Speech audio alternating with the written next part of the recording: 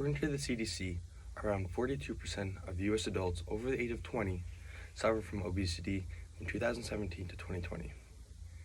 This is a shocking statistic that many of you may not have known. More people die from obesity than starvation in our world today.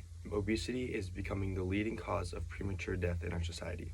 Something needs to be done, and today in this video, we are going to be looking into what obesity does to our bodies and how it can affect us long-term and short-term. How does obesity affect the heart? According to Medical News Today, excess weight from obesity can cause buildup in a person's arteries. The arteries are vessels that carry blood to and from the heart. If the arteries are blocked or damaged, they can cause a stroke. Damaged blood vessels can cause a disease called atherosclerosis. Atherosclerosis is when blood vessels become plaque-like, when plaque builds up on the walls of the vessels and can cause them to narrow. When atherosclerosis happens and the blood vessels narrow, it can cause coronary artery disease.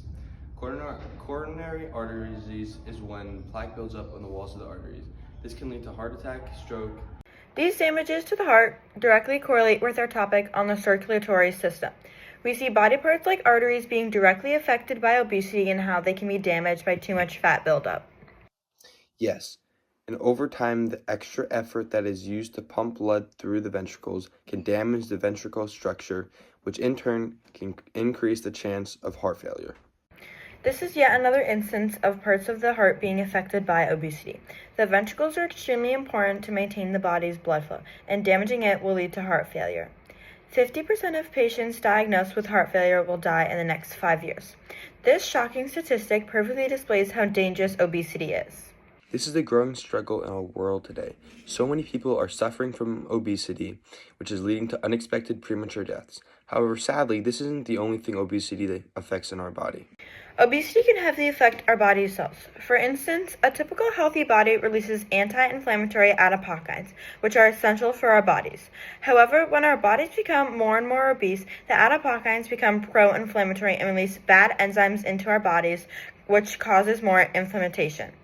Our bodies need anti-inflammatory adipokines, and obesity reduces them and produces inflammation adipokines.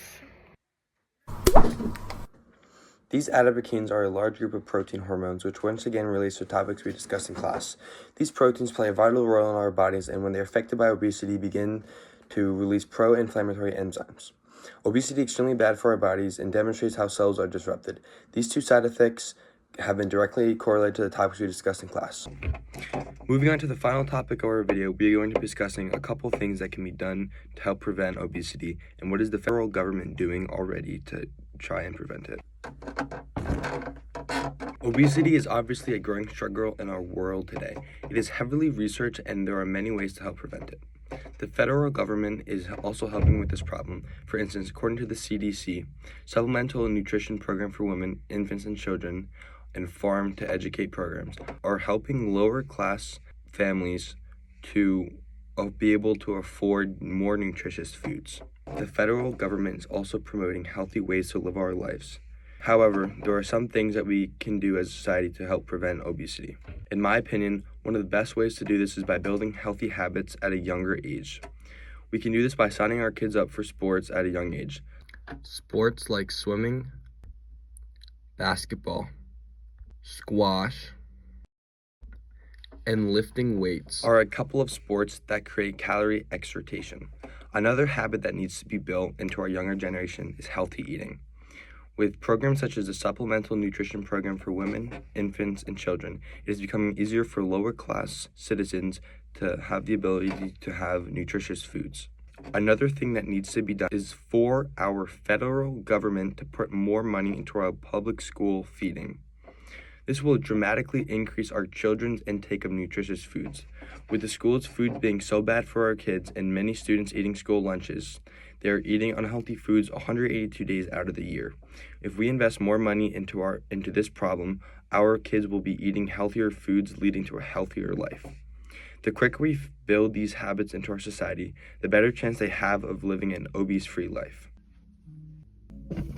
Obesity affects many people in our world today. This is a growing struggle and something needs to be done. Solutions such as the things we have given are good step in the right direction to get those done. Thank you for watching, and I hope you enjoyed our video about obesity.